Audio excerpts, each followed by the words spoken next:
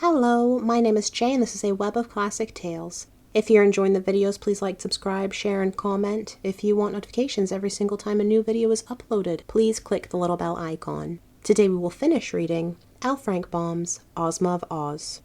Dorothy passed several happy weeks in the land of Oz as the guest of the royal Ozma, who delighted to please and interest the little Kansas girl. Many new acquaintances were formed, and many old ones renewed, and wherever she went, Dorothy found herself among friends.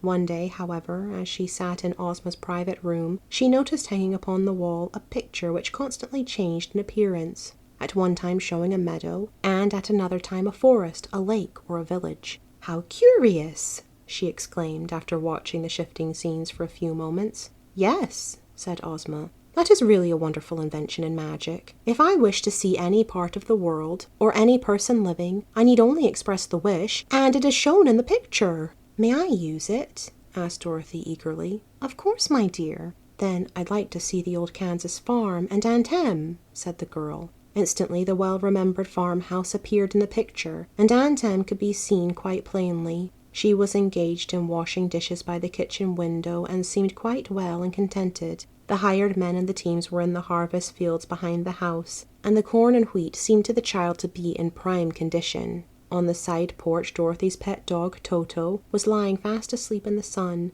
and to her surprise, old Speckles was running around with a brood of 12 new chickens trailing after her. "Everything seems all right at home," said Dorothy with a sigh of relief. "Now I wonder what Uncle Henry is doing." The scene in the picture at once shifted to Australia, where, in a pleasant room in Sydney, Uncle Henry was seated in an easy chair, solemnly smoking his briar pipe. He looked sad and lonely, and his hair was now quite white, and his hands and face thin and wasted. "Oh!" cried Dorothy in an anxious voice. "I'm sure Uncle Henry isn't getting any better, and it's because he's worried about me. Ozma dear, I must go to him at once." "How can you?" asked Ozma. "I don't know," replied Dorothy. "But let us go to Glinda the Good. I'm sure she will help me and advise me how to get to Uncle Henry." Ozma readily agreed to this plan and caused the sawhorse to be harnessed to a pretty green and pink phaeton, and the two girls rode away to visit the famous sorceress. Glinda received them graciously and listened to Dorothy's story with attention. "I have the magic belt, you know," said the little girl. "If I buckled it around my waist and commanded it to take me to Uncle Henry, wouldn't it do it?" "I think so," replied Glinda with a smile. "And then," continued Dorothy, "if I ever wanted to come back here again, the belt would bring me." "In that you are wrong," said the sorceress. "The belt has magical powers only while it is in some fairy country, such as the land of Oz or the land of Ev. Indeed, my little friend, were you to wear it and wish yourself in Australia with your uncle, the wish would doubtless be fulfilled, because it was made in fairyland. But you would not find the magic belt around you when you arrived at your destination." "What would become of it?" asked the girl. "It would be lost, as were your silver shoes when you visited Oz before, and no one would ever see it again. It seems too bad to destroy the use of the magic belt in that way, doesn't it?" "Then," said Dorothy after a moment's thought, "I will give the magic belt to Ozma, for she can use it in her own country, and she can wish me transported to Uncle Henry without losing the belt." "That is a wise plan," replied Glinda.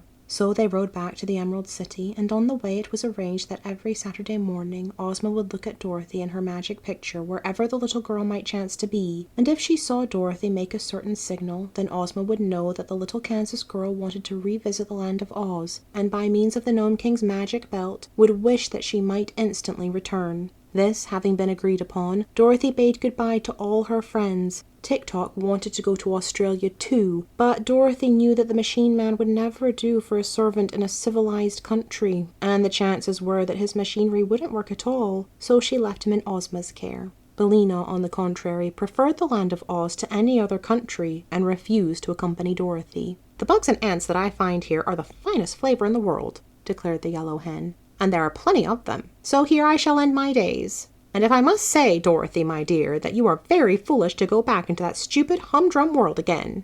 "Uncle Henry needs me," said Dorothy simply, and everyone except Billina thought it was right that she should go.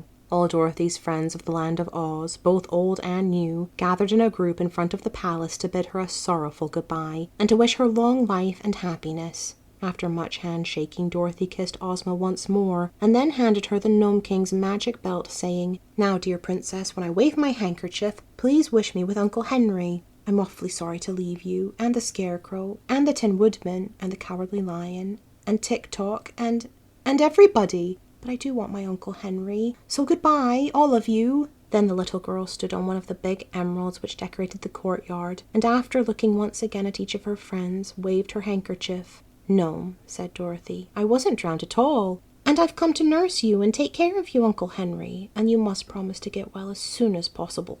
Uncle Henry smiled and cuddled his little niece close in his lap. "I'm better already, my darling," said he. Thank you for listening. This has been L. Frank Baum's Ozma of Oz, Chapter 21.